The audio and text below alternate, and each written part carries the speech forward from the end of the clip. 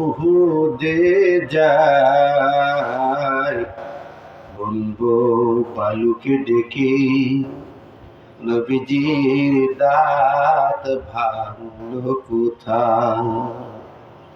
বলে দাও তাই আজ আমাকে, প্রতিশোধের দাবানল জ্বালাবো হিথায়। আল্লাহুম্মা সাল্লি আলা।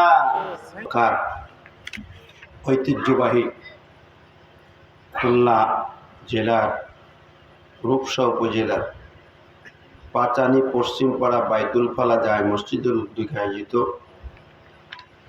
13তম বার্ষিক ঐতিহাসিক তাফসীরুল কোরআন মাহফিলের সম্মানিত শ্রদ্ধাভাজন সভাপতি, অত্র মসজিদ কমিটির সভাপতি জনাব মোহতারাম মোহাম্মদ হাবিবুল্লাহ, আল্লাহ পাক তাকে নেক হায়াত দান করুন।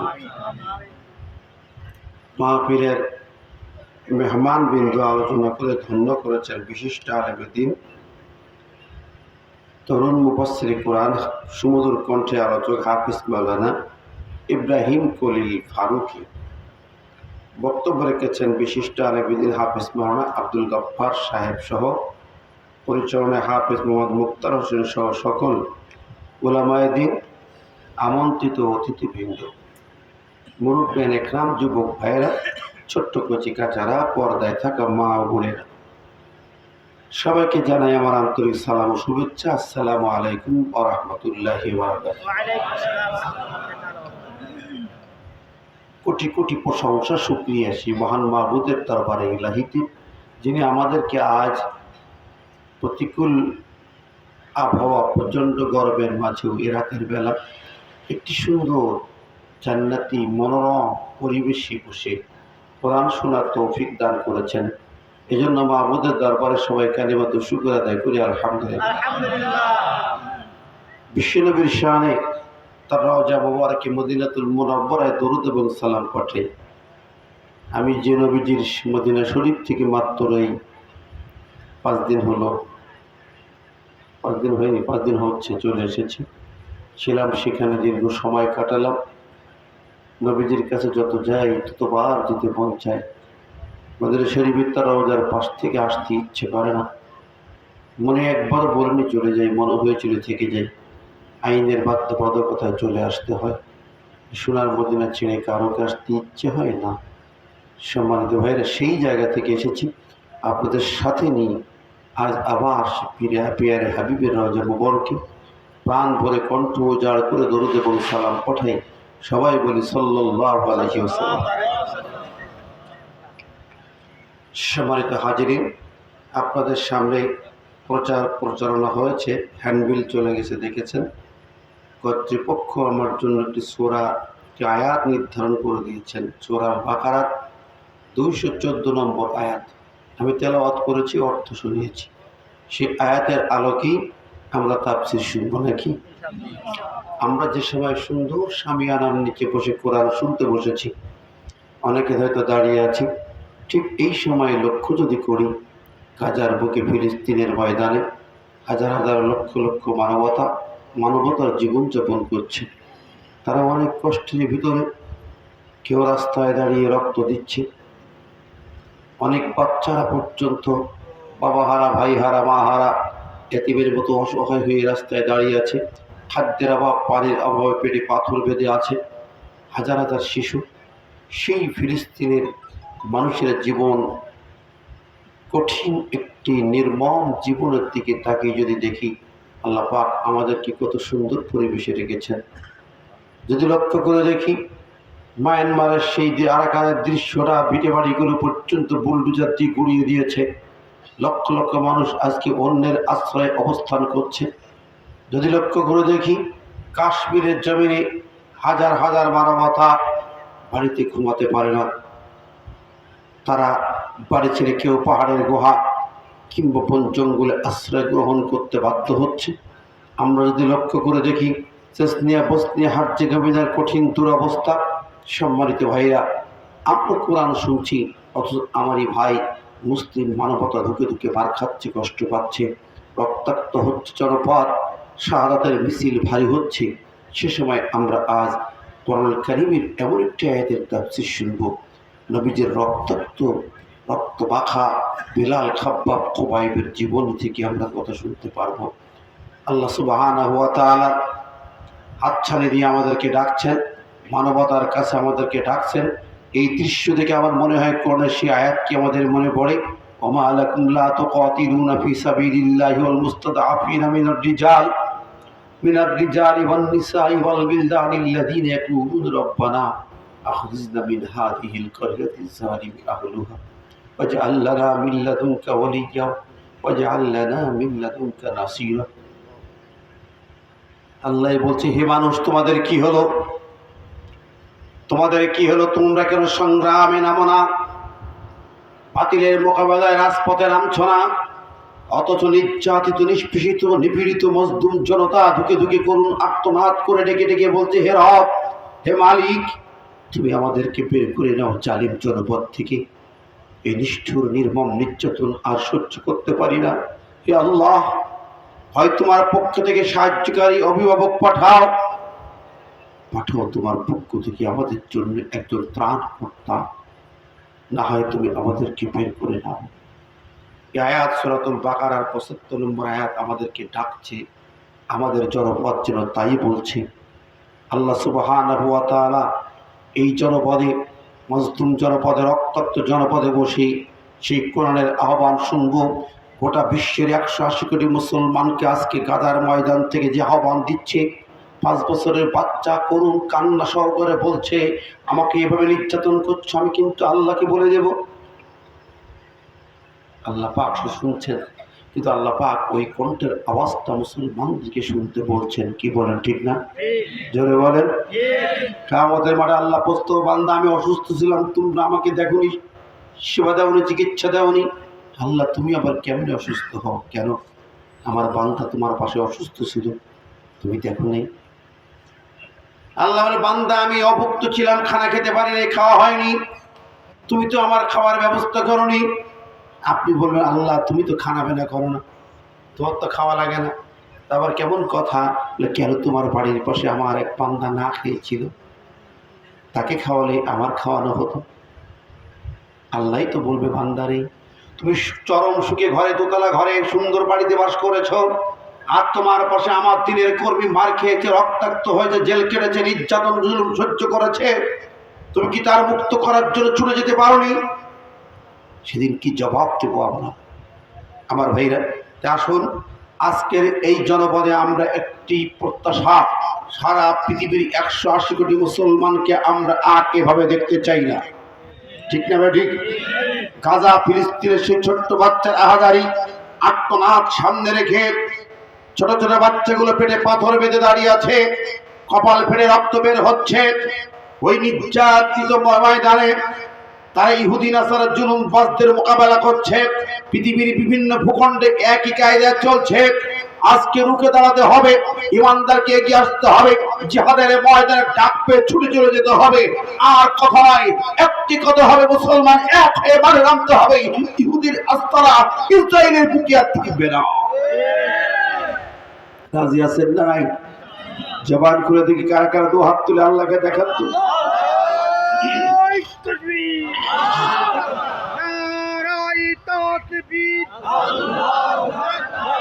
কোরআনের আলো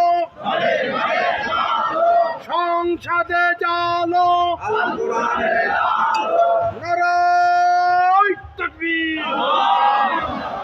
সম্মানিত ভাই বন্ধুরা, আমি আলোচনার ভিতরে চলে যাব। সূরাতুল বাকারা 286 আয়াত। কত আয়াত? মোট 286 আয়াত, সবচেয়ে বড় সূরা। এই সূরারই 214 নম্বর আয়াত আপনাদের সামনে তেলাওয়াত করা হয়েছে, অর্থ বলা হয়েছে। এই আয়াতের তাফসিরে যাব ইনশাআল্লাহ।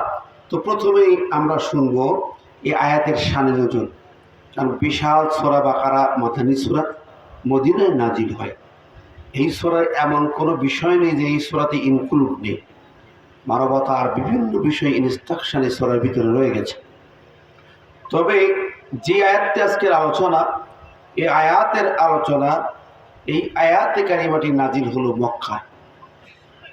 সহিহ বুখারীর 3612 নম্বর হাদিসখানে প্রসঙ্গে আসছে। আমরা হাদিসটা শুনি। বিশ্বনবী সাল্লাল্লাহু আলাইহি ওয়াসাল্লাম কাবা শরীফের পাশে একটু ক্লান্ত শ্রান্ত অবস্থায় পড়ন্ত বিকেলে শুয়েছিলেন। আর খাব্বাব ইবনুল আরাত রাদিয়াল্লাহু তাআলা আনহু قال شكونا الى رسول الله صلى الله عليه وسلم وهو متوسد بردة له في ظل الكعبة قلنا له ألا تستنصر لنا ألا تدعو الله لنا قال كان الرجل في من قبلكم يحفر له في الأرض فيجعل فيه فيوضع بالمنشار فيوضع على رأسه فيشك بالإثنتين وما يسده ذلك عن دينه وقال ويمشط بأمشاط الحديد ما دون لحمه من عصب أو عصب وما يسد ذلك عن دينه الله الله لا يمكنن هذا الأمر حتى يسير الراكب من صنعاء إلى حضرموت لا يخاف الله لا يخاف إلا الله أو الذئب على غنمه ولكنكم تستعجلون أو كما قال النبي صلى الله عليه وسلم رواه البخاري সহিহ বুখারীর বর্ণনা। বিশ্বনবী সাল্লাল্লাহু আলাইহি ওয়াসাল্লাম কাবা শরীফে পড়ন্ত বিকালে কাবার ছায়া পড়েছে, পূর্ব দিকে ছায়া হেলে এসেছে। নবীজি ওই ছায়ার মধ্যে একটু বিশ্রামে গেছেন। বিশ্বনবী মক্কাতুল মুকাররমার শেষ প্রান্তে এসে যেদিন বিকেলবেলা শুয়ে থাকলেন, একটা বালিশ নাই, কোনো কিছু নাই, গায়ের চাদরখানা ভাঁজ করে নিয়া ওই চাদরের উপরে মাথা রেখে নবীজি ডান কাতে শুয়ে আছে। ওহুয়া মুতাওয়াসসিদুন বুরদাতান লাহু ফি জিল্লিল কাবা। এমন সময় খাব্বাব ইবনুল আরাত বলেন, আমরা কি সাহাবী শাকাউনা জমা মুতাকাল্লিম মাজি সিগা, মানে একজন নয়, নিশ্চয়ই তিনেরও অধিক সাহাবী যুবক সাহাবীরা নবীজির কাছে অভিযোগ পেশ করলেন। শাকাউনা ইলা রাসূলুল্লাহ, আল্লাহ রাসূলের কাছে আমরা অভিযোগ পেশ করলাম, নবীজি ও নবী, আমরা মাজলুম, নির্যাতিত, আমরা কৃতদাস, একেবারে গরিব অসহায় মানুষের, আমরা মনিবের কাছে, মক্কার নেতৃবৃন্দের কাছে বড় নির্যাতনের শিকার। নবীজি আল্লাহ তাস্তানসিরু লানা, আপনি কি আমাদের জন্য আল্লাহর দরবারে সাহায্যের প্রার্থনা করতে পারেন না? ইয়া রাসূলুল্লাহ, আল্লাহ তাদউল্লাহ লানা। খাব্বাব বলেন, ও নবী, আমার পিঠখানা দেখুন, আমার পিঠি হাড্ডির উপরে কোনো গোশত নাই, চামড়া নাই, একটু করে হাত দিয়ে দেখুন নবীজি। আমার মালিক মনিব আমাকে যখন কষ্ট দেয়, ওই মালিক কর্মকার আগুনের মধ্যে হাপরে লোহা গরম করি, ওই লোহা গরম টকবক করে যখন লাল হয়ে গেল, ওই লোহার রডখানা আমার পিঠের মধ্যে ঢুকিয়ে দিল রবি। লোহার রড পিঠে ঢুকিয়ে দিল, রক্ত ঝরঝর করে পড়ে, আর আমাকে নির্দেশনা দেয়, তুমি মুহাম্মাদের কালেমা ছেড়ে দাও, মুহাম্মাদের দ্বীন ছেড়ে দাও। খাব্বাব বিন আরাত বলেন, আমি আল্লাহর নবী গো, আপনার দ্বীন ছাড়ি দেয়, আল্লাহর দ্বীন ছাড়ি দেয়, কালেমা ছাড়ি দেয়। এরপরে আমার মালিক মনিব আমাকে ওই আগুনের হাফরে, যে হাফরে কামারের দেখবেন লোহা কাছি বানায় আগুনের হাফরে, ওই আগুনটার উপরে আমাকে চিৎ করে শোয়াই দেওয়া হলো, বুকের উপরে বড় একটা পাথর চাপা দেওয়া হলো। আগুনের পরে আমার গোটা পিঠ, যেই আগুনে লোহা গরম হয়ে গলে যায়, সেই আগুনের পরে আমার পিঠের চামড়া ঝলসে আগুনে পড়ে যায়, আমার শরীরের চর্বিগুলো গলে গলে আগুন নিভে যায়, রক্ত ঝরে ঝরে চর্বি গলে আগুন নিভে যায় গো নবী। কিন্তু আমার কণ্ঠে, আমার জবানে কালেমা নেবে নাই। আমি বেহুশ হয়ে পড়ে থাকলে আগুনের উপরেই, শুধু জবান থেকে কালেমা পড়েছি, লা ইলাহা লা ইলাহা লা ইলাহা লা ইলাহা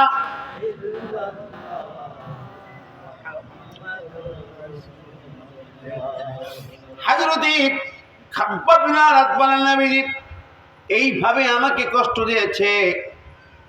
আমার সাথী সঙ্গী যারা আছেন পাশে তারা অভিযোগ করলেন সাকাউনা তো জমা। ওখানে বেলাল ছিলেন, আম্মার ছিলেন, আরো অনেক সাহাবীরা ছিলেন। বেলাল তো বললেন রাসূলুল্লাহ আমাকে তো কি কষ্ট দিচ্ছে আপনি জানেন। পায়ে শিকল বেঁধে, গলায় শিকল বেঁধে দুপুরবেলা মরুভূমির ময়দানে এই রাস্তা বালু পাথর যখন গরম হয়, একটু রোদ পড়লে বালু কেমন গরম হয়। এবার আমি আসার কয়েকদিন আগে বদরের প্রান্তরে গেলাম, বালুর পাহাড়ে যখন গেলাম আমার লাইক যারা দেখেছেন, আমার সঙ্গে থেকে দুইটা তরুণ ছেলে ওরা বালুর পাহাড়ে দৌড়ে উঠলো, জুতা খুলে গেল, যেই না বালু তার পায়ে টাচ করলো পা পুড়ে যাচ্ছে। দৌড়াইতে দৌড়ে নামতেই পায়ে ঠোসা পড়ে যায়। মরুভূমির বালু এত গরম হয়, রোদ লাগেছে এত গরম। বেলাল বলেন ওই গরম বালু গরম পাথরের পরে আমাকে গলায় শিকল পায়ে শিকল বেঁধে বেঁধে টেনে বেড়ায়। এই মক্কার জমিনের চারিপাশে এখন তো শ্বেত পাথরে ঘেরা, এমন কোন বালুকণা নাই হয়তো সেখানে বেলালের রক্ত মিশে নাই এমন জায়গা নেই। হয়তো বেলাল বলেন নবী আমি বেহুশ হয়ে যাই, এরপর আবার হুশ নাই, বেহুশ হয়ে পড়ে থাকি। সমস্ত পিঠ ঠোসা পড়ে পড়ে পিঠের চামড়া খসে যায়, রক্ত ঝরে ঝরে বালু কণাগুলো ভিজে ঠান্ডা হয়ে যায়। নবীজি তারপর কালেমা ছাড়ি নাই, আল্লাহর কালেমা ত্যাগ করি নাই। আপনার কাছে একটি জান্নাত ইচ্ছা, আপনার কাছে একটা আবেদন নিবেদন হলো নবীজি আপনি কি একটু আল্লাহর কাছে আবেদন করতে পারেন না যে মাতা নাসরুল্লাহ আল্লাহর সাহায্য কবে আর। আম্মার কাদের আম্মার ইবনে ইয়াসির যার মা সুমাইয়া, সুমাইয়াকে শহীদ করে দেয় আবু জেহেল। কেন মারা হয়? নামাজ রোজা হজ জাকাত তখন ফরজ হয় নাই। আম্মার ইবনে ইয়াসির বলেন নবীজি আমাকে ধরে চার খুঁটিতে চার হাত পা বেঁধে উপর করে শোয়া হানটা দিয়ে মেরে মেরে গোটা পিঠ ফাটিয়ে দিয়েছে, রক্ত ঝরে মাটি লাল হয়ে গেছে। আমার মা জননীকে ডেকে এনেছে, সুমাইয়াকে ডেকে এনে বলো সুমাইয়া তোমার ছেলে আম্মারকে মোহাম্মদের দল থেকে ফিরায় আনো। রাষ্ট্রদ্রোহী দল, কি দল? রাষ্ট্রদ্রোহী ধর্মদ্রোহী ওরা বলতো বাপদাদার ধর্মের বিরুদ্ধে, আমাদের সরকারের বিরুদ্ধে, সরকার বিরোধী দল মোহাম্মদের দল থেকে ফিরাও। কি কর আছে না নাই? মা সুমাইয়া এলেন, দেখি আমার ছেলে আম্মার তরুণ ছেলে রক্ত ঝরছে, বেহুশ হয়ে পড়ে আছে, কিন্তু তার কণ্ঠ থেকে জবান থেকে কালেমা বন্ধ হয় নাই, তখনও জিকির করে লা ইলাহা ইল্লাল্লাহ। সুমাইয়া খুশি হলো, মাথায় হাত থেকে বলে বাবা ও আম্মা দেই তোমার শরীর এভাবে যদি মারতে মারতে ওরা টুকরা টুকরা করে ফেলে তবু মুহাম্মাদের কালেমা ছাড়বে না, আল্লাহর দ্বীন ছাড়তে পারবে না। কয়টা মা এমন আছে রে ভাই, পৃথিবীতে এরকম মা কি পাওয়া যাবে? সন্তানকে ধরে যদি রিমান্ডে নেয়, মা চলে যাবে বাবা আমার ছেলে রাজনীতি করে না, বাবা ঝামেলা করবে ছেড়ে দাও। কি আমি লিখে দিচ্ছি আমার ছেলে করবে না, আমি লিখে দিচ্ছি গ্যারান্টি দিচ্ছি আর রাজনীতি করবে না। কথা কর না কেন? এই মা বেশি না সুমাইয়ার মতো মা? আমার জানা মতে একটা মায়ের কণ্ঠ আমি জানি, কথা আমি জানি। উত্তরবঙ্গের হাফেজ আতাউরের মাকে যখন নিয়েছিল রিমান্ডে ছিল ছেলেটি, হাফেজে কোরআন তার নখে যখন প্লাস দিয়ে টান মেরেছে, কাঁচা নখে প্লাস ধরলে কি হয়? মনে হয় কলিজা চাকু দিয়ে কাটা হয়। আতাউর বলে আমার কলিজা চাকু দিয়ে যেন কাটা হচ্ছে। কঠিন নির্যাতনের মুখী আমার মা জননী যখন এসেছিল তাকে বলেছিল তোমার ছেলেকে ফেরাও। আমার মা টেবিলে ধাক্কা দিয়ে বলল অফিসার রে আমার এই ছেলে ইসলামী আন্দোলন ছেড়ে দেবে না না, আমি আর মা বলবো ইসলামী আন্দোলন ছাড়বি না, আমার ছেলে ইসলামী আন্দোলন মুজাহিদ হবে, হয় গাজী হবে নইলে শহীদ হবে। আল্লাহু আকবার। সুমাইয়া সেদিন একই কথা বলেছিল আবু জেহেল, আমার ছেলে মুহাম্মাদের দল ছাড়বে না, ইসলামী আন্দোলন ছাড়বে না, এই আওয়াজ বন্ধ হবে না, আমার রক্ত যাবে, আমার ছেলের রক্ত যাবে, এই কালেমা বাক্কা যাবে, বিজয় হবে, বিজয় হবে।